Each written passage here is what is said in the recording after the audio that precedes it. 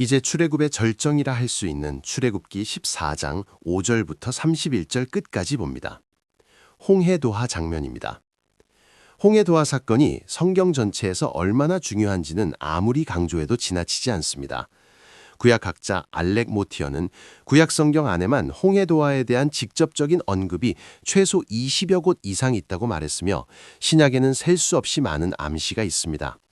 예를 들어 마태복음에서는 호세아 11장을 인용하며 내가 애굽에서 내 아들을 불렀다고 기록하는데 호세아에서 그 아들은 이스라엘을 가리킵니다.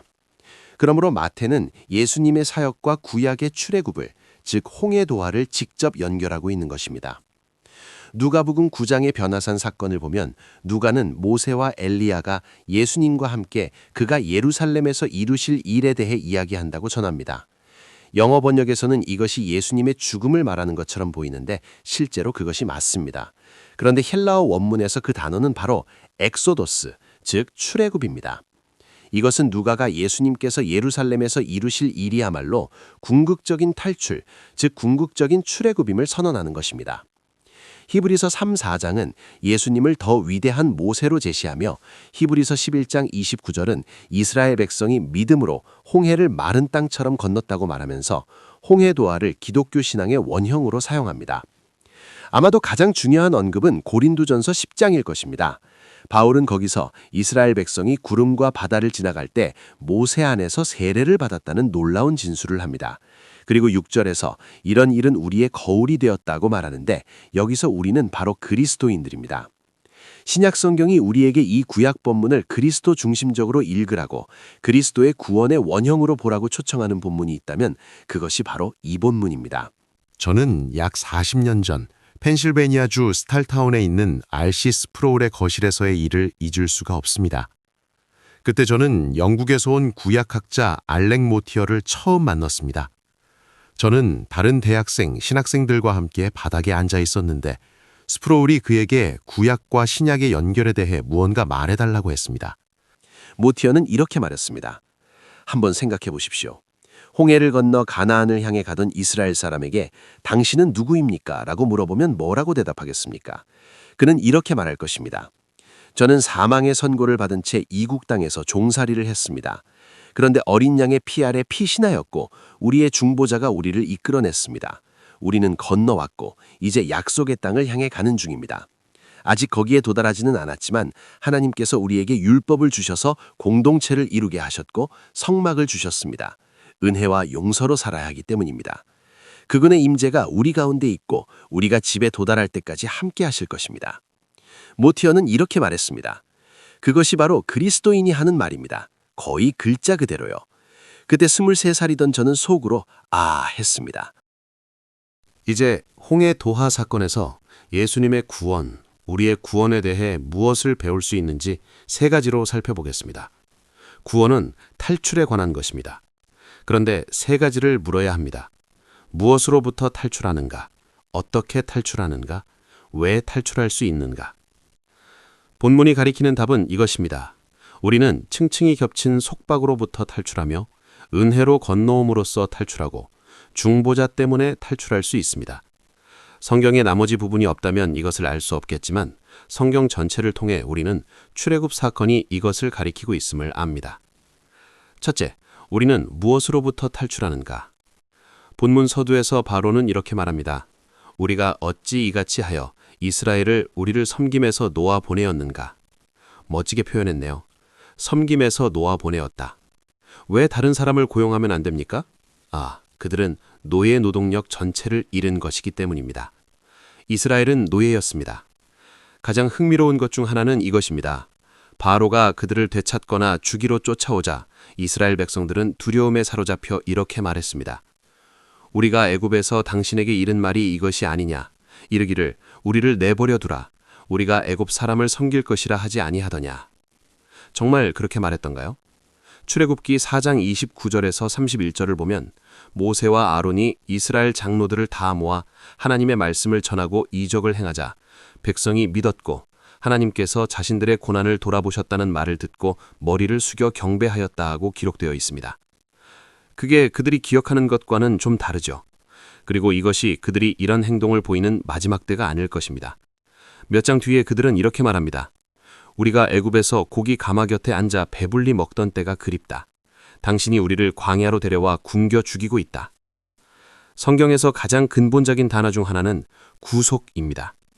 헬라어로 이 단어는 원래 속박에서 풀어줌을 의미합니다. 구원이 무엇인지 이해하는 핵심에는 바로 이 속박으로부터의 해방이 있습니다. 이스라엘 백성은 우리의 모습입니다. 그들은 속박 안에 있었습니다. 그런데 이 속박에는 층이 있습니다. 그들은 공식적으로 자유를 얻었습니다. 가라, 너희는 자유다. 그런데 그 옛 주인이 아니, 우리가 다시 데려갈 것이다 라고 말합니다. 흥미로운 것은 그들이 공식적으로는 자유롭지만 내면적으로, 즉 마음속에선 아직 자유롭지 못하다는 것입니다. 사람들을 노예 상태에서 꺼낼 순 있지만 그들 안에서 노예 근성을 쉽게 꺼내기는 어렵습니다. 이것은 성경 전체에 걸쳐 나타나는 주제입니다.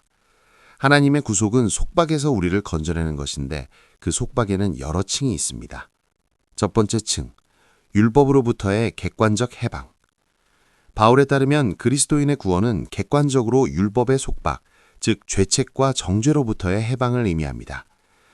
우리는 하나님을 마음을 다하고 힘을 다하여 사랑하지 않았고 이웃을 내 몸처럼 사랑하지도 않았습니다. 우리는 하나님의 진노 아래 있었습니다. 하나님의 진노는 악과 죄에 대한 하나님의 확고한 사법적 반대입니다. 그것이 우리 위에 있었습니다. 그것은 객관적인 죄책이요, 객관적인 진노입니다. 우리는 그 속에 갇혀 있었습니다. 그러나 예수님을 통해 우리는 탈출합니다. 이제 그리스도 예수 안에 있는 자에게는 결코 정죄함이 없나니 우리는 더 이상 율법 아래 있지 않고 은혜 아래 있습니다. 두 번째 층, 율법으로부터의 주관적 속박. 갈라디아서 전체가 이것을 다룹니다. 객관적으로는 죄책으로부터 자유케 된 것 같은데 도로 행위에 의로 돌아가는 사람들의 이야기입니다. 제가 목사로서 오랜 세월 사람들을 만지면서 생각해 온 것인데 하나님의 형상대로 만들어진 인간은 깊은 내면에서 자신이 완벽해야 한다는 것을 압니다. 우리는 모두 그것을 알고 있습니다. 부모가 이 본능을 어떻게 다루느냐에 따라 결과가 달라집니다. 어떤 부모는 극도로 가혹하고 절대 기쁘게 해드릴 수 없고 심지어 학대적이어서 나는 완벽해야 한다는 자연적인 확신이 더욱 증폭되어 아이들이 자신을 증명해야 하고 자신을 혐오하는 어른으로 자라게 합니다. 또 다른 종류의 잘못된 양육이 있는데 저는 이것을 자존감주의라고 부릅니다. 대중문화의 영향을 받아 아이에게 끊임없이 넌 뭐든 될 수 있어, 넌 뭐든 할 수 있어 라고 말하는 것입니다. 예를 들어 23세이고 키가 160cm에 체중이 57kg인데 NFL 라인베커가 되겠다고요? 그냥 최선을 다하라고요? 이런 양육은 아이들을 엄청난 특권의식을 가진 어른으로 키울 수 있고 부끄러움이나 죄책감을 거의 느끼지 못하는 것처럼 보이게 합니다. 그러나 저는 모든 인간이 알고 있는 것, 즉 우리가 완벽해야 한다는 사실, 하나님을 사랑해야 하고 이웃을 사랑해야 한다는 사실을 지워버릴 수 있다고 생각하지 않습니다. 제가 죽어가는 사람 곁에 앉아 있을 때 배가 밤바다로 나가 불빛들이 하나씩 사라지다가 마지막까지 남는 빛처럼 마지막까지 남는 것이 바로 후회의 감각입니다. 나는 살았어야 하는 삶을 살지 못했다. 우리 모두는 내면 깊이 완벽해야 한다는 것을 압니다. 그러므로 단지 몇 번 예수님을 믿으면 모든 죄가 용서받고 정죄가 없고 받아들여진다는 말을 듣는 것만으로는 그것이 사라지지 않습니다. 우리는 곧바로 행위의로 돌아갑니다. 그것이 인간 마음의 기본 설정 모드입니다. 우리는 객관적으로는 더 이상 율법의 속박 아래 있지 않더라도 주관적으로는 여전히 율법의 속박 안에 머뭅니다. 세 번째 층, 죄의 본성으로부터의 속박. 로마서 6장 14절에서 15절에 바울은 너희가 더 이상 율법 아래 있지 않다고 말하면서도 죄를 짓지 말라고 권면합니다. 객관적 죄책은 제거되었지만 여전히 죄의 종이 되는 것이 가능하다는 것입니다. 19세기 미국의 개혁주의 신학자 W.G.T. 쉐드는 죄는 자신의 의지에 대한 자살적 행위다라고 말했습니다. 그 뜻은 간단합니다. 죄를 지을 때마다 그 죄를 다시 짓기가 훨씬 쉬워지고 그것을 저항하기가 훨씬 어려워집니다. 매번 죄를 지을 때마다 그 죄에 저항할 능력을 스스로 파괴하는 것입니다. 그리스도를 영접했다고 해서 이 사실이 즉시 사라지지 않습니다. 객관적 죄책은 제거되었지만 죄의 습관에 대한 엄청난 속박이 여전히 남아 있습니다. 네 번째 층, 우상으로부터의 속박. 이것은 출애굽 이야기와도 너무나 잘 맞아떨어집니다. 만약 여러분이 하나님보다 더 사랑하는 것이 있다면, 하나님을 믿으면서도 여러분의 의미와 안정감에 있어 하나님보다 더 중요한 것이 있다면, 그것은 일종의 거짓 신, 곧 우상입니다. 그것은 여러분 삶에서 하나의 권세가 됩니다. 하나의 언약적 주인이 됩니다. 그것은 끊임없이 나를 섬기지 않으면 죽는다고 속삭입니다. 마치 바로처럼요. 객관적으로 바로는 더 이상 주인이 아닙니다. 그들에게 가라고 했으니까요. 그런데 바로가 돌아와서 다시 데려갈 것이다 라고 합니다. 이 일이 우리 모두의 삶 속에서 일어납니다. 예를 들어드리겠습니다. 여러분 중 일부는 목사이거나 목사가 되길 원하시죠? 좋은 목사가 되고 싶은 것은 좋습니다. 사역이 잘못되면 슬프겠죠. 누군가 방해하면 화가 나겠죠. 사역의 미래가 위협받으면 두렵겠죠. 그런데 만약 사역에서의 성공이 여러분에 대해 말씀하시는 것보다 더 여러분의 자아상에 중요하다면 그것이 기능적으로 우상이 된 것입니다. 그것이 하나님보다 더 중요해진 것입니다. 그 표시는 이것입니다. 누군가 사역을 방해할 때 화가 나는 것이 아니라 맹렬한 분노를 느낄 때, 사역이 잘못될 때 슬픈 것이 아니라 완전히 무너질 때, 사역이 위협받을 때 걱정하는 것이 아니라 마비될 정도로 공포에 사로잡힐 때, 그 감정들이 여러분을 집어삼키는 것처럼 느껴질 때, 그것은 바로 여러분의 옛 언약적 주인들이 돌아와서 나를 섬기지 않으면 죽는다. 너는 나 없이는 살 수 없다. 라고 속삭이는 것입니다. 요점은 이것입니다. 이스라엘 백성의 마음에는 여전히 종살이의 흔적이 있었습니다. 여러분도 마찬가지입니다. 어떤 의미에서는 자유롭지만 다른 의미에서는 그것들이 돌아와서 칼날을 흔들어댑니다. 로마서 6장을 이해하려 할 때 마틴 로이드 존스의 로마서 6장 설교 시리즈를 읽으면서 하나의 예화가 저를 사로잡았습니다. 로이드 존스는 긴 예화를 자주 사용하지 않았는데 이것은 예외였습니다. 그는 이렇게 말합니다. 해방선언이 발표되기 전 미국 남부의 노예를 상상해 보십시오. 그는 투표권이 없고 누군가 그를 때릴 수도 있고 아마 죽일 수도 있으며 아무 권리가 없습니다. 시내에서 백인이 이것 해, 저것 해 라고 명령하고 학대하면 그는 매우 두려워서 무엇이든 시키는 대로 합니다. 이제 10년이 지나 해방선언이 발표되고 그는 권리를 가지고 있습니다. 그런데 시내에 들어갔는데 백인이 소리를 지르기 시작합니다. 머리로는 나는 권리가 있다는 것을 알지만 여전히 두렵고 여전히 노예처럼 행동합니다. 로이드 존스는 이것이 바로 모든 그리스도인의 상태라고 말합니다. 구원받은 것을 알지만 마음으로 알고 있는 것을 진정으로 믿지 못하는 상태입니다. 그리스도 안에서 당신에게는 정죄함이 없습니다. 하나님은 그리스도의 의로 여러분을 완벽하게 여기십니다. 그런데도 사람들의 생각, 어떤 일에서의 성공이나 실패로 인해 세워지거나 무너집니다. 그것은 이론적으로는, 기술적으로는, 객관적으로는 자유롭지만 여전히 마음으로는 노예임을 의미합니다. 조직신학 수업에서 이런 말을 들었을 것입니다. 우리는 죄의 형벌로부터 구원받았다. 과거. 우리는 죄의 권세로부터 구원받고 있는 중이다. 현재. 우리는 결국 죄의 존재 자체로부터 자유롭게 될 것이다. 미래. 즉 칭의, 성화, 영화입니다. 그런데 이것은 추상적입니다. 바로 여기 이 본문 속에서 우리는 그 생생한 그림을 봅니다. 구속은 속박으로부터의 탈출에 관한 것이며 그 속박에는 층이 있습니다. 그래서 위대한 찬송, 우리를 감동시키는 노래들이 이렇게 노래합니다. 오래도록 내 영혼이 갇혀 있었네. 죄와 어둠의 본성 안에. 주의 눈이 생명의 빛을 비추시니 나 깨어났고 옥이 빛으로 가득 차고 나의 사슬 떨어져 내 마음 자유로워 나는 일어나 나아가 주를 따랐네. 이것은 진실입니다. 우리는 그런 경험을 합니다. 그러나 때로 고개를 들어보면 우리 마음이 아직 자유롭지 않습니다. 아직 자유롭지 않습니다. 둘째, 어떻게 탈출하는가? 은혜로 건너옴. 이미 언급했지만 13, 14절에서 모세가 외치는 것을 들어보십시오.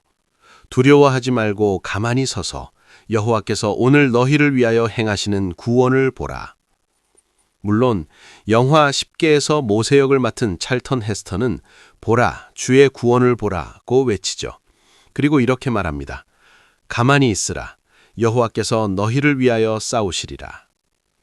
은혜의 원리가 이보다 더 명확할 수 없습니다. 가만히 있으라. 하나님이 싸우실 것이다.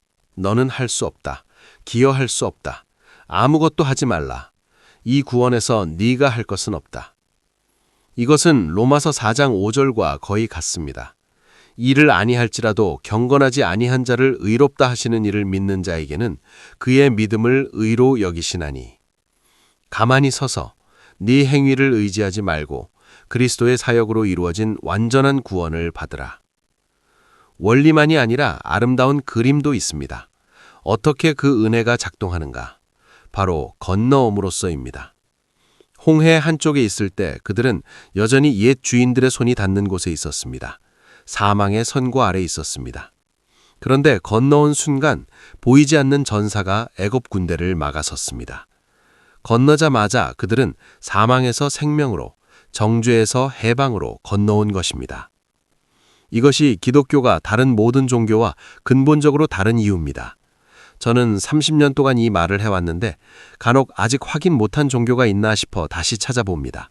그러나 그렇지 않습니다. 다른 모든 종교는 다리 놓기와 같습니다. 교각을 하나 세우고 또 하나 세우고 서서히 다리를 연장해 가는 것입니다.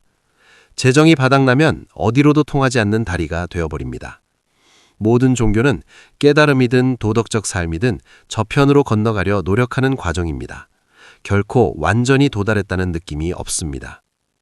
기독교는 다릅니다. 한순간에는 거듭나지 않은 상태이지만 다음 순간에는 거듭난 상태입니다.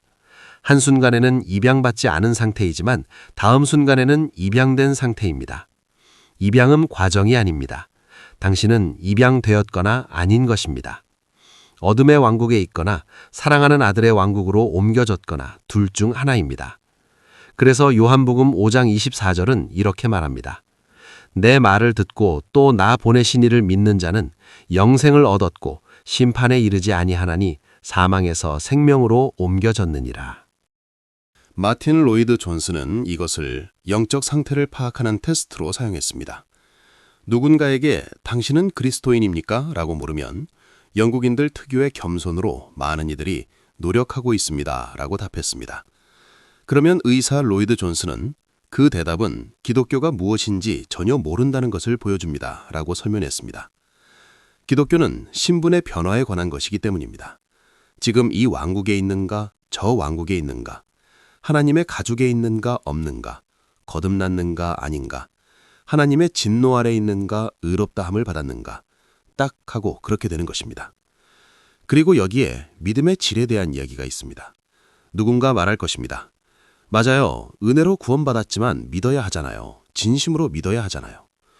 그런데 보십시오. 이스라엘 백성이 바다를 걸어서 건널 때 어떤 이들은 하나님이 우리 편이다. 애굽인들은 봐라. 라며 당당하게 걸어갔을 것입니다. 또 다른 이들은 이제 죽는다. 죽을 것 같아. 라며 두려움에 떨며 건넜을 것입니다. 그런데 그들 모두가 건넜고 그들 모두는 똑같이 구원받았습니다. 왜냐하면 여러분은 믿음의 질 때문에 구원받는 것이 아니라 믿음의 대상 때문에 구원받기 때문입니다. 바로 그 구속자, 여러분을 위해 싸우시는 하나님 때문에 구원받는 것입니다. 스펄전이 이 본문을 설교하면서 이렇게 말했습니다. 여러분은 가만히 서는 것이 매우 쉬운 일이라고 생각할지 모르지만 그것은 그리스도인 군사가 여러 해의 가르침 없이는 배우지 못하는 자세입니다. 빠른 행군이 가만히 서는 것보다 하나님의 군사에게 훨씬 쉽다는 것을 알았습니다. 그는 이어 사도가 굳게 서라고 할 때 그 어려움을 암시하는 것이라고 말했습니다. 다만 조심해야 할 것이 있습니다. 어떤 이들은 이 본문을 이렇게 해석합니다. 모세가 가만히 서라 여호와께서 싸우시리라 했으니 내가 충분한 믿음을 가지면 하나님이 나의 상황을 해결해 주실 것이다. 저는 그것이 출애굽기가 말하는 것이라고 생각하지 않습니다.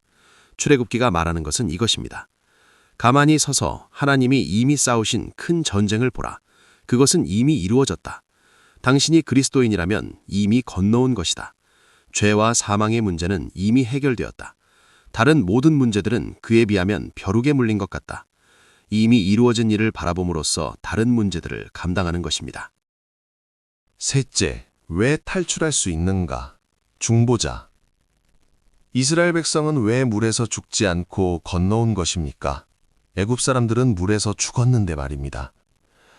노아의 홍수를 다루는 주석서들을 보면 하나님이 세상을 심판하시는데 다른 방법도 많았는데 왜 물을 사용하셨는지 설명합니다.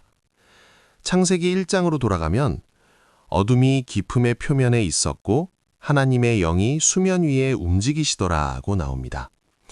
하나님의 영이 수면 위를 움직이시며 질서를 가져오셨습니다. 어둠에서 빛이 분리되고 물이 한 곳에 모이고 땅이 드러났습니다. 하나님의 창조적 영이 수면 위를 움직이실 때 혼돈에서 질서가 나왔습니다.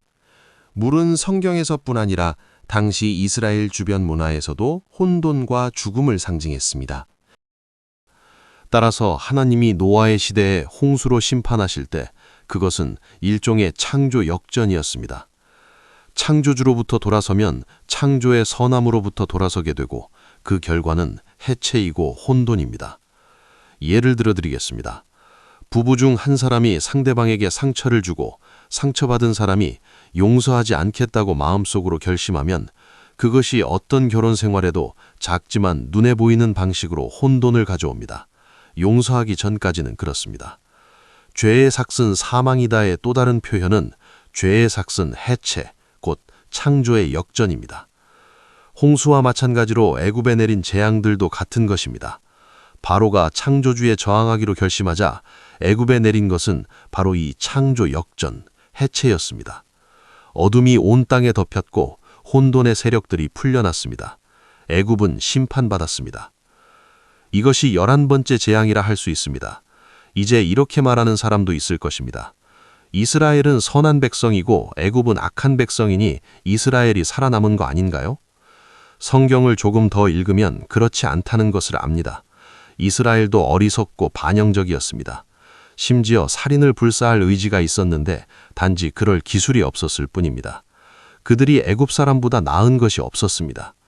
그렇다면 진짜 질문은 이것입니다. 하나님의 심판의 물이 양쪽에 서 있는데 왜 이스라엘 위에는 내리지 않고 애굽 위에만 내렸는가? 그 답은 당연히 여러분이 알고 있습니다. 이스라엘에게는 중보자가 있었기 때문입니다. 14절 이하를 보면 이스라엘은 반항심으로 부르짖습니다. 그런데 15절에서 하나님은 모세에게 왜 내게 부르짖느냐라고 하십니다. 주석가들은 두 가지로 해석합니다. 어떤 이들은 모세도 부르짖었을 것이다. 그래서 하나님이 꾸짖으신 것이다 라고 하고 다른 이들은 하나님이 왜 부르짖지도 않은 모세를 꾸짖겠느냐라고 합니다. 그러나 이것을 주목하십시오. 21절에서 모세가 손을 바다 위로 내밀매 밤새도록 여호와께서 큰 동풍으로 바닷물을 물러가게 하셨다고 나옵니다. 모세는 백성과 너무나 동일시되어 그들의 죄가 그 위에 있고 동시에 하나님과 너무나 동일시되어 하나님의 구원의 능력이 그를 통해 흘러나오는 중간에 선 사람입니다. 그는 백성들과 그토록 동일시되어 그들의 죄로 인해 꾸중을 들을 정도이고 하나님과 그토록 동일시되어 하나님의 구원 능력의 통로가 됩니다. 그런데 제가 아는 더 위대한 중보자가 있습니다.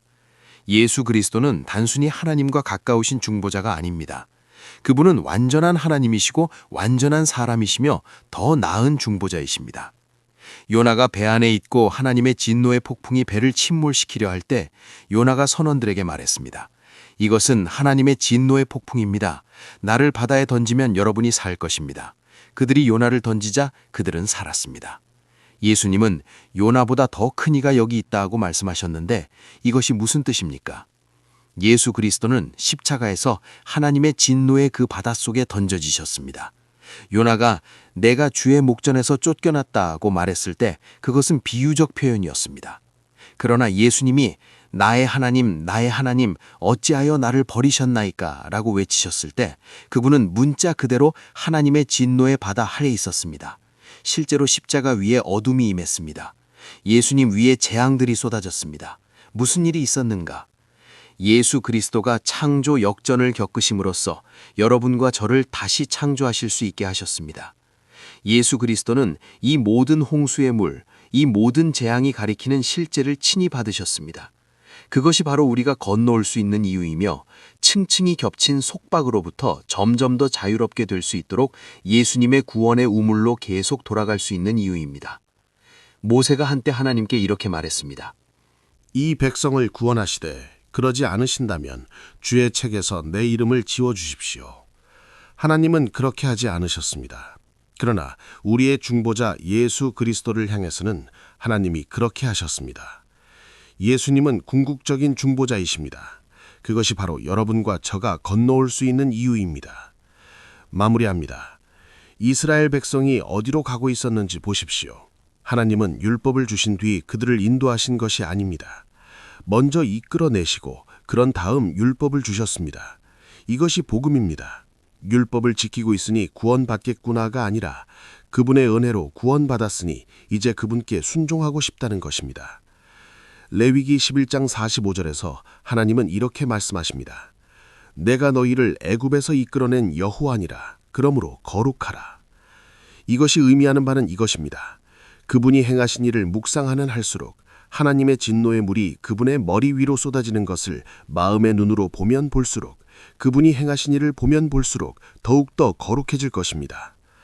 하나님이 용서해 주시니까 그냥 죄를 지어도 돼라고 말하는 사람은 용서가 무엇인지 전혀 모르는 것입니다. 하나님의 은혜를 진정으로 이해하는 사람은 결코 죄를 가볍게 여기지 않습니다. 하나님의 자유로운 은혜와 씨름하면 할수록 그것을 마음에 더욱 새기면 새길수록 그것이 오히려 여러분의 행실을 더욱 근본적으로 변화시킬 것입니다. 내가 너를 애굽에서 이끌어냈으니 거룩하라. 우리는 믿음으로만 구원받지만 구원받는 믿음은 혼자 있지 않는다. 믿음이 있는데 그 열매가 없다면 그 믿음은 사실 없는 것입니다. 찰스 웨슬리와 존 웨슬리의 친구 윌리엄 홀랜드는 어느 날 밤 루터의 갈라디아서 주석 서문을 낭독하는 것을 들으며 그리스도인이 되었습니다. 루터는 이렇게 씁니다. 그러면 우리가 아무것도 할 것이 없는가? 그렇다. 아무것도 없다. 다만 우리에게 지혜, 의, 거룩, 구속이 되신 그리스도를 받아들이는 것뿐이다. 아무것도 할 것이 없는가? 없다. 가만히 있으라는 히브리어 표현은 본질적으로 예슈아라는 단어와 연결됩니다. 가만히 서서 주의 구원을 보라. 가만히 있으십시오.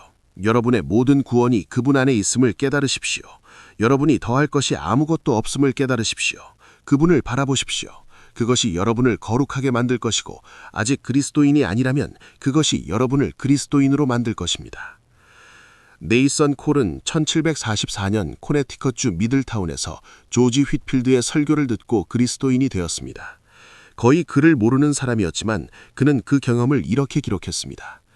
그의 설교를 듣는 것이 내 마음을 상처 입혔다. 하나님의 은혜로 내 오랜 기초가 무너지고 내 자신의 의의가 나를 구원할 수 없음을 보았다. 지금 그런 일이 여러분 안에서 시작되고 있다면 계속 나아가십시오. 예수 그리스도의 피가 우리의 모든 죄에서 우리를 깨끗하게 하신다는 것을 알 때까지 멈추지 마십시오. 우리 아버지, 예수 그리스도를 통해 우리가 탈출하게 하심을 감사합니다. 우리는 탈출했고 아직도 탈출하는 중입니다. 우리는 이미 나왔지만 여전히 나를 섬기지 않으면 죽는다고 말하는 거짓 주인들이 남아 있습니다. 우리는 가만히 서서 주님의 구원을, 특히 예수님의 구원을 바라보아야 하는데 어떻게 가만히 서야 하는지 모릅니다. 그러나 우리 구원의 풍성함에 감사합니다.